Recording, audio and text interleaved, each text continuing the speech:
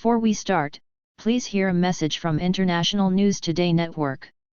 Starting today, for every subscriber, International News Today Network will plant one tree to save our planet. Please help contribute in saving our planet by subscribing to our channel. One subscriber equals one tree. Thanks.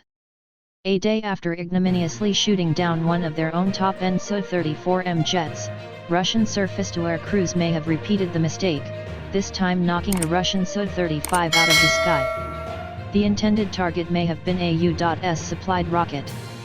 Several videos have emerged of the latest shoot-down.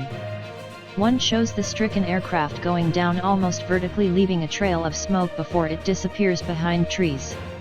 A second shows the final stages in which the flaming aircraft plunges to the ground, producing a huge fireball. A third video shows the burning wreck, with the pilot parachuting down in the distance.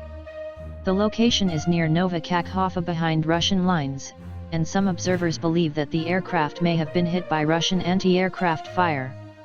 The Ukrainian Air Force claimed that they shot down the Russian Su-35 but have provided no evidence. Other sources indicate that the Russian aircraft was attempting to intercept Ukrainian aircraft at the time. The loss of an $85 million Su-35 is an even bigger embarrassment than the previous loss of a $36 million Su-34 bomber. The Su-35 is one of Russia's most advanced fighters, a supermaneuverable evolution of the Su-27. It is packed with sophisticated sensors and armed with a built-in cannon and 12 hardpoints for air-to-air missiles, and can also attack ground targets.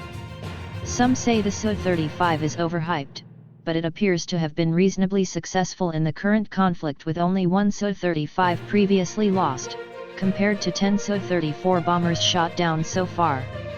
It is possible that this aircraft was shot down by Ukraine as claimed, but the location and timing, immediately after a similar incident, suggests that it might have been brought down by the Russians themselves due to issues with their identification friend or foe, IFF, systems.